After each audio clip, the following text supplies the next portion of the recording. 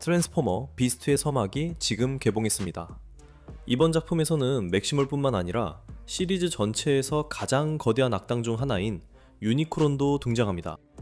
그리고 세계를 먹는 자 유니크론뿐만 아니라 그의 충실한 하수인 테로콘들도 등장합니다. 그리고 오늘 이제 이 실사 베이브스 영화들에 등장한 모든 악당들을 한번 살펴볼 때가 된 것 같습니다.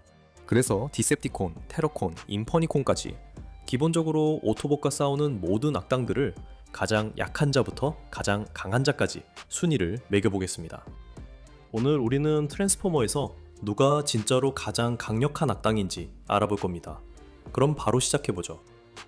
안녕하세요 여러분, 저는 다니엘이고 여기는 땡코입니다. 저희는 매주 전투 분석 영상을 올리고 가끔 이런 파워랭킹 영상이나 비슷한 콘텐츠도 다룹니다. 이런 내용이 흥미로우시다면 편하게 앉아서 영상을 즐겨주세요.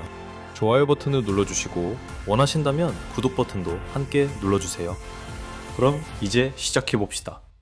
인섹티콘은 재설계된 사이버트론 야생동물의 한 예로 전쟁에 사용하기 위해 개조된 로봇 곤충들입니다.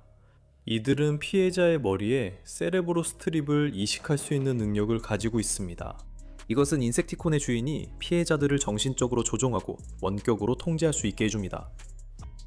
이고르는 메가트론이 애완용으로 남은 디셉티콘 부품들로 만든 작은 드론입니다. 이고르는 그다지 똑똑하지 않고 꽤 단순한 존재입니다. 사실 메가트론은 이고르를 오직 두 가지 일을 하도록 만들었습니다. 주인을 숭배하는 것과 살아남기 위해 충분히 먹는 것 뿐이죠. 그래서 이고르는 메가트론의 발밑에서 비굴하게 굴거나 그가 집에 돌아오기를 기다리면서 길에서 주워 먹을 수 있는 온갖 부스러기와 잔해를 씹어먹는 것 뿐입니다. 결국 이고르는 전사가 되기엔 너무 작고 스파이가 되기엔 너무 멍청해서 메가트론의 애완동물로밖에 쓸모가 없습니다. 작은 스칼펠, 즉 닥터로도 알려진 그는 커다란 호기심 가득한 눈을 가지고 있어서 꽤나 무해해 보입니다. 하지만 알아둬야 할 게 있어요. 트랜스포머 세계에서는 보이는 게 다가 아닙니다. 닥터는 해부학적, 기계적 지식의 방대한 데이터베이스를 가지고 있어서 은하계 대부분의 종족에 대해 잘 알고 있습니다. 그는 문제의 근본을 파악하는 데 매우 능숙하며 대부분의 기술 장치를 손쉽게 분해할 수 있습니다. 불행하게도 그가 장치를 다시 조립할 때마다 항상 몇 개의 부품이 남게 되어 공식 야전 의사임에도 불구하고 대부분의 디셉티콘들은 그에게 치료를 받으러 가는 것을 꺼려합니다. 리듬에는 마이크로콘 무리가 합쳐졌을 때 취하는 형태입니다. 합쳐진 사마귀 같은 형태는 매우 얇아서 특정 각도에서 보면 거의 보이지 않을 정도입니다. 프렌즈는 작고 은밀하며 사보타주에 능하고 혼란을 일으키는 데 뛰어납니다. 그가 인간들이 저장한 비밀 정보를 접근할 수 있는 능력은 디셉티콘에게 뚜렷한 우위를 제공합니다. 전투에서 그가 죽더라도 그의 메모리 코어에 저장된 정보는 그 자체로 올스파크만큼이나 가치 있게 만들 수 있을 정도입니다. 하지만 프렌즈는 분산형 모듈식 신경계를 가지고 있기 때문에 죽이기가 매우 어렵습니다. 기본적으로 이것은 그가 목이 잘리는 것과 같은 치명적인 부상을 입더라도 계속 움직일 수 있다는 것을 의미합니다. 프리저들은 스커지의 지휘 아래에서 사냥감을 추적하고 테로콘들의 무기로 기능하는 등골이 오싹해지는 곤충형 테로콘들입니다. 웰리스는 대학 시절에 만났으면 하는 그런 여자입니다.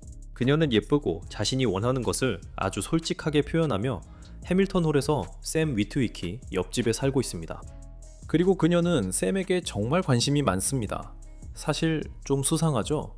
아마 그녀는 연기 중일지도 몰라요. 기계가 트랜스포머를 위해 재설계된 예로 레이저비크는 사운드 웨이브를 위해 디셉티콘의 정찰병이자 스파이로 활동합니다.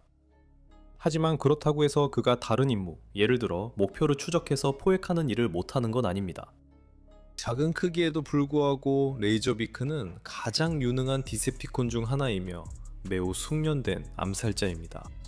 그는 누군가의 두려움을 조종하거나 동시에 신뢰를 얻는 방법을 알고 있으며 특히 무고한 이들을 학살할 때 사악한 기쁨을 느낍니다. 작고 날렵한 모호크는 칼을 휘두르는 진짜 오토바이 펑크입니다. 치명적인 만큼이나 충성스러운 이 디셉티콘은 메가트론을 위해 언제든지 혼란을 일으킬 준비가 되어 있습니다.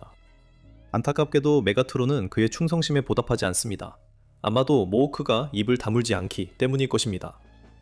전쟁이 일어나기 전 사이드웨이는 단순한 전령이었기 때문에 다른 디셉티콘들처럼 신체적으로 강력하지는 않습니다. 하지만 사이드웨이는 꽤 똑똑하기 때문에 오토봇과의 전투에서 더 큰 디셉티콘들과 팀을 이루는 것을 선호합니다. 이렇게 하면 그의 표적이 되는 동료가 모든 공격을 대신받게 됩니다. 하지만 정말로 적과 맞서야 할 때는 그는 팔에 달린 회전 톱날을 기꺼이 꺼내어 사용합니다. 스티브 조스는 락다운이 자신의 우주선에 들어온 침입자와 먹잇감을 사냥하기 위해 사용하는 늑대 같은 생물입니다. 레비지는 침투에 특화되어 있으며 사운드 웨이브의 단골 파트너로서 더 큰 디셉티콘을 위해 더러운 일을 도맡아 합니다. 레비지의 몸과 무장은 모두 적이 무엇에 맞았는지도 모를 때 먼저 공격하는 데에 전념하고 있습니다. 그는 마하 15의 속도로 궤도에서 투입될 수 있고 마이크로콘 무리를 이용해 보안이 철저한 장소 내부를 정찰할 수 있으며 전반적으로 당신의 하루를 망칠 수 있습니다. 하지만 그는 인간이 지닌 위험성은 인정합니다. 인간이 메가트론을 죽인 존재들이기 때문입니다.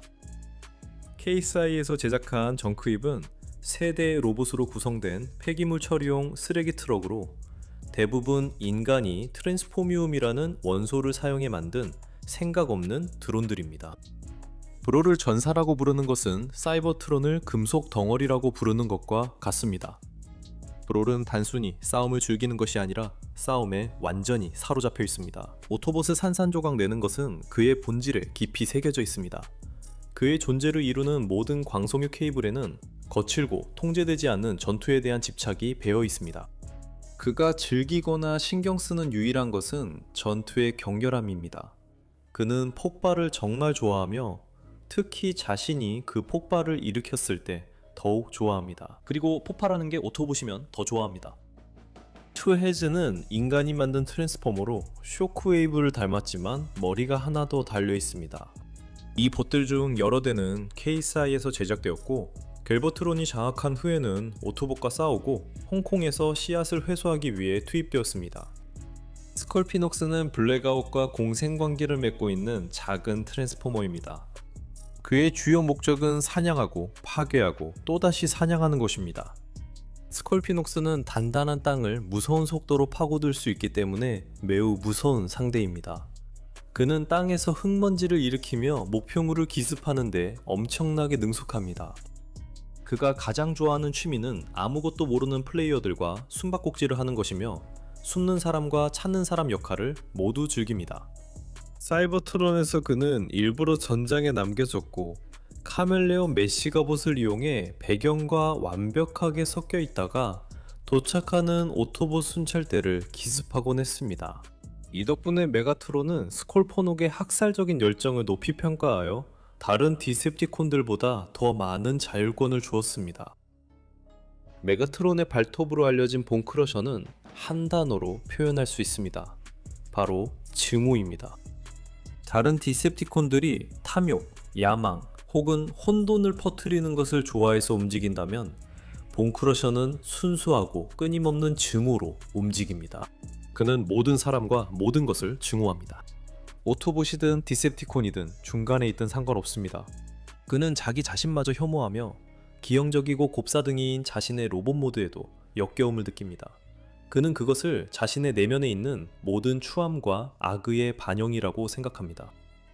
KSI 보스들은 KSI가 만든 인공 트랜스포머들이었고 갈바트론이 그들을 홍콩에 보내 씨앗을 포획하게 하여 지구를 사이버 포밍하려 했습니다. 컴베티콘의 리더인 온슬로트는 전략에 있어서는 천재입니다. 이런 전술적 능력이 그의 가장 인상적인 자산이지만 그는 동료들보다 훨씬 더 크다는 사실을 더 자랑스럽게 생각합니다. 그리고 진정한 디셉티콘답게 온슬로트는 자신보다 작은 적들을 괴롭히며 자신의 힘을 과시하는 것을 좋아합니다. 블리치윙은 범블비에게 원한을 품고 있는 또 다른 디셉티콘일 뿐입니다. 아니면 오히려 범블비가 그에게 원한을 품고 있는 거죠. 블리치윙은 모든 오토봇을 사이버트론의 배신자로 여기며 사냥당하고 사형을 받아야 한다고 생각합니다. 극도로 폭력적인 그는 어떤 오토봇이든 침묵시키기 위해 일렉트론 스파이크 블레이드를 들고 다니는데, 아이러니하게도 결국 그 무기가 그의 최후를 가져오게 됩니다. 그라인더는 뛰어난 전략가이자 근접전 전문가로 상대방이 자신도 모르는 사이에 다음 행동을 예측할 수 있습니다. 이제는 계획이라기보다는 거의 본능에 가까운 수준에 이르렀습니다. 모든 가능한 움직임을 미리 계획해둔 그라인더는 자신있게 전장의 한가운데로 뛰어들어 어떤 도전자도 맞설 준비가 되어 있습니다. 밑으로 제우스는 시끄럽고 허세만 부리는, 위협을 느끼며 자기 과시만 하는 재수없는 녀석처럼 보입니다. 그는 정말 그런 사람이지만 그의 적들에게 불행하게도 그는 자신의 자만심을 뒷받침할 힘과 실력을 갖추고 있습니다. 그가 난폭한 싸움꾼처럼 보일 수도 있지만 니트로 제우스는 사실 몰래 접근해서 파괴하는 타입에 더 가깝습니다. 그는 강력하고 무자비한 사냥꾼으로 막강한 무기와 뛰어난 추적 실력을 이용해 메가트론이 요구하는 어떤 표적이든 찾아내고 사로잡습니다. 램페이지는 꽤나 폭력적인 녀석입니다. 컨스트럭티콘 멤버인 그는 전장을 헤집고 다니며 파괴의 흔적을 남기고, 그 뒤에는 디젤 연기와 뜨거운 타르 냄새가 남습니다. 그의 차체는 전투에 대한 강한 사랑을 증명하듯이 긁힘, 흠집, 그리고 찌그러짐으로 가득합니다. 드레드보스로 알려진 이 괴물같은 깡패는 통제하기도 힘들고 죽이기는 더더욱 어려운 강인하고 파괴적인 악당입니다. 그의 거대한 몸체는 벽을 쉽게 베어낼 수 있고 인간이 알고 있는 거의 모든 탄환으로부터 그를 보호합니다. 위협적이고 집요하며 피의 궁줄인 배틀트랩은 테러콘의 정의 정찰병이자 집행자입니다. 그는 우주를 누비는 가장 사악한 사냥꾼 부대의 일원이라는 사실에 큰 자부심을 가지고 있습니다. 그는 전투의 분노를 즐기며 그의 리더 스커지에게서 내려진 명령을 열정적으로 수행하고 즐겁게 응징을 가합니다. 드레즈는 특히 무시무시한 디셉티콘들로 이루어진 부대입니다. 그들의 특기는 침투와 주요 오토봇 표적 암살입니다. 그들은 또한 너무나 불쾌한 괴물들이라 다른 디셉티콘들조차도 그들을 싫어하는 경향이 있습니다. 드롭킥은 지구에 있는 걸 정말 싫어하지만 그는 별다른 선택권이 없었습니다. 드롭킥이 원하는 대로라면 그는 지금쯤 사이버트론에 돌아가 어둠 속에서 혼자 앉아 화를 내고 있을 겁니다. 그는 왜 사람들이 올스파크에 그렇게 관심이 많은지, 왜 오토봇들이 자신을 이렇게 힘들게 하는지 잘 이해하지 못합니다. 하지만 적어도 디셉티콘이 원하는 것을 얻게 되면 그는 폭파시킬 것들과 액체로 만들 인간들이 충분히 생길 겁니다. 아마도 모든 디셉티콘 중에서 가장 살인적인 존재인 버서커는 파괴적인 에너지로 들끓는 존재이며 그의 폭력에 대한 욕망은 끊임없고 억제할 수 없습니다. 그의 길을 가로막는 누구든지 무엇이든지 산산조각 나기 때문에 그의 동료들과 적들 모두 그를 최대한 멀리 피하려고 합니다. 당연히 메가트론은 이 반사회적이고 충동적인 광인을 다시 자신의 부하로 두고 싶어 하지만 그조차도 그것이 쉽지 않은 일임을 알고 있습니다. 디셉티콘의 통신 담당관인 사운드웨이브는 지구 전역에 정보를 전달하는 주파수를 단순히 다루는 것뿐만 아니라 그 주파수 자체를 즐깁니다. 사운드웨이브는 종종 상층 대기권에 배치되어 수백만 개의 데이터 스트림을 한 번에 처리할 수 있으며 행성 규모의 통신을 완전히 장악할 수 있는 능력을 가지고 있습니다. 결국 사운드웨이브는 지식을 자신이 이용할 수 있는 힘으로 여깁니다. 거대한 블랙아웃은 메가트론의 사냥개로 묘사되어 왔습니다. 좋았던 시절에는 항상 메가트론의 오른쪽 어깨 뒤에서 강력하고 조용하게 서 있는 블랙아웃을 볼 수 있었습니다. 그리고 목표가 주어지면 그는 맹렬한 집념으로 그 대상을 추적합니다. 나이트버드는 검을 휘두르는 테러콘로, 실력이 부족한 상대에게 거만한 태도를 보이는 것으로 유명합니다. 베리케이드는 분명히 복잡한 로봇입니다. 그는 디셉티콘 기준으로도 다루기 힘든 존재로 여겨지며 사람들을 속여 자신을 믿게 만든 뒤 그들이 그것이 얼마나 나쁜 생각이었는지 알게 될 때의 반응을 보는 것을 즐긴다고 합니다. 그래서 그는 주변 인간들을 속이기 위해 자신을 경찰차로 위장했습니다.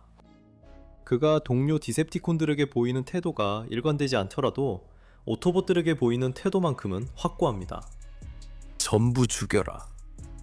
베리케이드는 동료들만큼 크지는 않지만 그만큼이나 치명적입니다. 그는 오토봇과 싸울 수 있는 모든 기회를 철저히 즐깁니다. 그리고 베리케이드에 대해 가장 답답한 점은 그가 몇 번이나 쓰러져도 항상 다시 돌아온다는 것입니다. 셰터는 사냥꾼으로서 자신의 일을 매우 즐깁니다.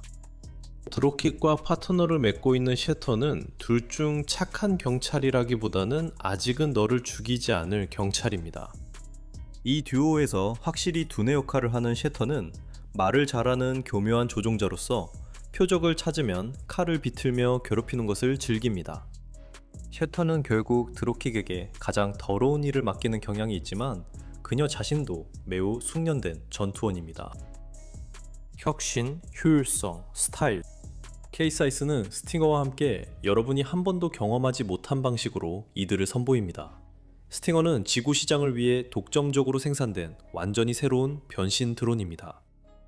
경쟁업체들의 노력을 뛰어넘어 스팅어는 모든 방해 공작에 특화되어 있습니다. 수년간의 KSI와 파가니 오토모빌 파트너들의 최첨단 스타일, 그리고 집중적인 엔지니어링 연구가 결합된 스팅어는 기능만큼이나 아름다운 제품입니다. 디셉티콘 공격부대의 공중사령관이자 아마도 가장 치명적인 전사 중 한 명인 스타스크림은 자신을 잘못된 편에 선 영웅이라고 생각합니다. 수세기에 걸쳐 그는 오피머스와 메가트론 모두 사이버트론 종족에게 가장 좋은 것이 무엇인지 잊고 단지 자신들의 목적만을 추구하고 있다고 믿게 되었습니다. 비록 메가트론에게 충성을 다해왔지만 그는 메가트론이 올스파크에 집착하는 것에 동의하지 않았고 그들의 종족을 위한 더 큰 이익을 위해 새로운 리더가 등장해야 한다고 결심했습니다. 바로 자신이 말이죠.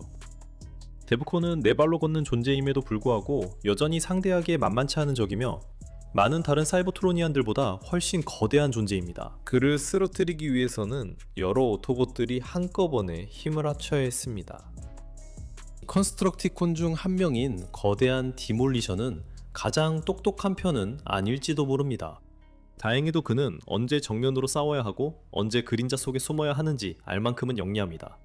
그가 지구에 도착했을 때 메가트론이 죽은 것을 발견하고 디몰리션은 숨어 지내며 자신들이 뒤에 숨을 수 있는 덩치 크고 둔중한 방패막이가 필요했던 작은 디셉티콘들을 모았습니다.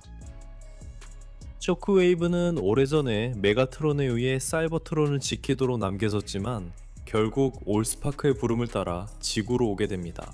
냉철한 논리에 집착하며 치명적으로 효율적인 쇼크웨이브는 다른 누구와도 비교할 수 없는 살인기계이며 메가트론과 맞설 수 있는 몇 안 되는 존재 중 하나입니다. 이로 인해 그는 디셉티콘들 사이에서 인기가 많아졌습니다. 일부는 그를 충분히 존경해서 자발적으로 함께 일하기도 하고 다른 이들은 그의 죽음을 복수할 정도로 그를 우상화하기도 합니다. 그럼에도 불구하고 쇼크웨이브는 자신의 팔에 장착된 아스트롬의 캐논으로 감히 그의 길을 막는 어떤 오토봇이든 파괴할 준비가 되어 있고 기꺼이 그렇게 하려 합니다. 퀸테사에게 닥친 위협이 악마 같은 인퍼니콘들이 개별적으로 감당하기에는 너무 강력할 때 그들은 합체하여 인퍼 나커스의 형태를 취합니다. 그는 스컬크, 럽처, 스레시, 고지, 그리고 글러그라는 5명의 개별 인퍼니콘들로 구성되어 있으며 퀸테사의 궁극적인 집행자로서 역할을 합니다. 스커지는 테러콘의 교활하고 무자비하며 배신적인 리더이자 우주에서 가장 두려운 사냥꾼입니다. 스커지는 자신의 테러콘들에게 약탈하고 혼란을 남기라고 명령하며 유니크론의 명령 아래 수천 개의 세계를 정복하는 임무를 계속 수행합니다. 그는 사납지만 인내심 있는 살인자로 자신이나 자신의 주인에게 맞서는 자는 모두 죽게 만들며 그의 몸은 수많은 살인을 통해 얻은 전리품으로서의 휘장들로 뒤덮여 있습니다. 하지만 착각하지 마십시오. 스커지는 유니크론의 하수인일 뿐이며 그가 조금이라도 실패하면 즉시 극심한 고통으로 벌을 받습니다. 따라서 스커지가 좀처럼 실패하지 않는 것은 그의 실력을 입증합니다. 그가 6, 7, 8, 9명의 컨스트럭티콘으로 합체하든 데바스테이터는 거인들 중에서도 거인입니다. 데바스테이터는 또한 고통받는 존재로 그의 합체 자체가 각 컨스트럭티콘들에게 고통을 안겨주며 신체적으로나 정신적으로 한계까지 몰아놓습니다. 불완전한 합체 과정은 각 부분의 합보다 훨씬 못한 정신을 만들어냅니다.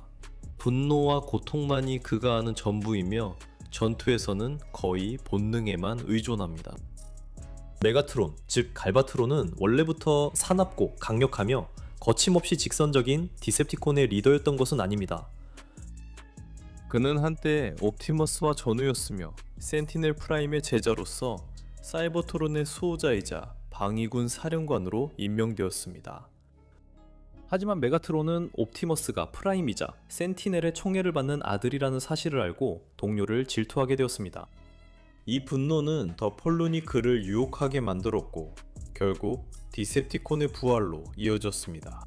하지만 더 폴룬이 없었더라도 메가트론이 옵티머스를 없애기 위해 사이버트론을 전쟁으로 몰아넣었을 거라는 것은 어렵지 않게 상상할 수 있습니다. 메가트론은 자신의 욕망의 대상에 너무 집착하는 경향이 있어서 부차적인 문제들을 무시하게 되고 그로 인해 그의 계획에 치명적인 허점이 생기곤 합니다. 그렇지 않았다면 그는 아마 올스파크를 혼자 쫓아 북극에 수세기 동안 갇혀있지는 않았을 겁니다. 하지만 메가트론이 맹목적으로 자신의 목표를 쫓는 것을 말리려 해도 소용이 없습니다. 그는 자신의 목표를 이루기 위해 자신의 행성, 부하들, 심지어 자신의 스파크까지도 위험에 빠뜨릴 것입니다. 이런 것들은 메가트론에게 중요하지 않습니다. 그의 모든 악행과 잘못에도 불구하고 메가트론은 언젠가 자신의 고향 행성을 구하고 그와 함께 사이버트론 종족을 구하기 위해 진심으로 노력합니다. 그것이 그가 철권으로 행성을 지배하고 자신의 피해 욕망을 잘 활용해야 한다는 뜻일지라도 말이죠. 센티넬 프라임은 사이버트론이 은하계의 보석이었고 트랜스포머 종족이 희망과 잠재력으로 가득했던 오래전 시대 출신입니다. 유일하게 남은 프라임으로 알려진 그는 지도자가 갖춰야 할 지혜, 자비, 그리고 뛰어난 전사의 자질을 모두 갖춘 인물이었습니다. 오토봇과 디셉티콘 모두에게 존경받았으며 그의 방패와 프라이맥스 블레이드에 맞서려는 자는 거의 없었습니다. 하지만 센티넬이 아크오에서 영원히 사라진 것으로 추정되자 그가 직접 선택한 후계자인 옵티머스 프라임이 그 빈자리를 메우게 되었습니다. 센티넬의 상실은 사이버트론의 황금시대가 끝났음을 알리는 신호였고 행성은 전쟁의 소용돌이 속으로 더욱 깊이 빠져들었습니다. 센티넬의 통치를 기억하는 일부 이들은 트랜스포머들이 운명의 주인이었던 시절을 쓰라리게 떠올립니다. 그들은 별들로 흩어져 망명자로 살아가는 지금과는 달랐습니다. 무엇보다도 센티넬 프라임은 굳건한 애국자입니다. 그는 자신의 모든 것을 다해 고향 행성을 사랑하며 그것을 지키기 위해서라면 어떤 일이든 심지어 극단적인 선택도 서슴지 않습니다. 디셉티콘조차도 이 남자를 두려워합니다. 왜냐하면 락다운이 한번 표적을 추적하라는 의뢰를 받으면 완전히 비활성화되지 않는 한 그가 임무를 완수하는 것을 막을 수 있는 것은 아무것도 없기 때문입니다. 자신의 창조주에게만 복종하는 락다운은 자신을 오토봇과 디셉티콘의 전쟁 위에 있는 존재로 여기며 양쪽 모두를 자신이 직접 통제해야 하는 말썽꾸러기 아이들로 봅니다. 그는 은하계 전역의 다른 문명화된 종족들에 대해서도 별로 높게 평가하지 않지만 자신의 목적에 맞는다면 그들과 협력하는 것도 마다하지 않습니다.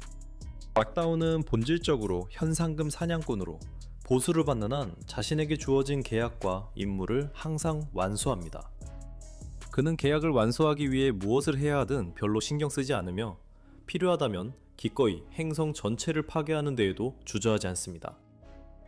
사이버트론에 서식하는 가장 거대한 지하 생명체인 드릴러는 결코 가볍게 여겨서는 안 됩니다. 이 거대한 다수의 촉수를 가진 괴물들은 땅이나 건물을 뚫고 들어갈 수 있으며 엄청난 규모의 파괴와 학살을 일으킬 수 있습니다. 이들은 아무리 잘해도 기껏해야 반쯤 지각력이 있을 뿐이며 단순한 명령만 따를 수 있지만 주인에게는 강한 충성심을 갖게 됩니다. 이런 특성들로 쇼크웨이브는 이들을 좋아해 한 마리를 애완동물 겸 이동 수단으로 키웁니다. 쇼크웨이브가 소유한 개체는 전쟁을 위해 특별히 사육된 것으로 다른 드릴러들보다 훨씬 더 큽니다. 만약 최초의 트랜스포머들이 프라이머스의 제자들이었다면 더 폴로는 그의 유다와도 같습니다. 시간의 시작에 그는 메가트로노스였으며 세계의 안녕을 위해 헌신한 막강한 존재들의 형제단 중 한 명이었습니다. 하지만 더 폴로는 자신의 목적을 추구하기 위해 프라임 형제들에게 등을 돌렸고 그 과정에서 최초의 디셉티콘이라는 별명을 얻게 되었습니다. 그의 두려운 모습은 혼돈의 원초적 불길을 가두는 금속 우리와 같아서 살아있는 용광로처럼 보이게 만들었고 남아있던 공감과 도덕성마저 모두 태워 없애버렸습니다. 이제 남아있는 것은 증오와 순수한 분노뿐입니다. 너폴루는 엄청난 힘을 가지고 있습니다. 그는 신비한 마법을 다루며 완전한 힘을 되찾으면 창조 자체를 마음대로 무로 돌릴 수 있습니다. 그는 거의 패배하지 않습니다. 기껏해야 봉인될 뿐이며 그곳에서 다시 한번 자신의 어둠의 힘을 풀어놓을 기회를 영원한 인내심으로 기다립니다.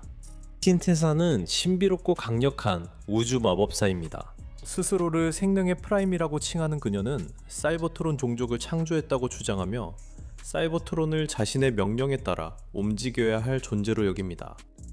하지만 또 한편으로는 그녀는 위대한 예언자로도 불려왔습니다. 그래서 그녀가 말하는 것 중 얼마나 사실인지는 논쟁의 여지가 있을 수 있습니다. 퀸테사에 대해 사실로 보이는 것은 그녀가 무자비하고 집단 학살을 일삼는 정신병자이며 엄청난 과대망상에 사로잡혀 있다는 점입니다. 솔직히 말해서 이런 점이 그녀를 고귀한 옵티머스 프라임보다는 폭군 메가트론에게 더 매력적으로 보이게 만듭니다. 유니크론은 그의 쌍둥이 형제 프라이머스의 영원한 숙적입니다. 카오스의 군주, 카오스 브링거, 그리고 행성 포식자로도 알려진 그는 우주를 집어삼키는데 전념하고 있습니다. 그의 거대한 형태는 행성, 위성, 별, 심지어 존재의 근본적인 구조까지 집어삼키는 것으로 힘을 얻습니다. 유니크론은 자신의 궁극적인 목표, 즉 자신을 둘러싼 성가신 모든 창조물을 끝장내기 전까지는 멈추지 않을 것입니다.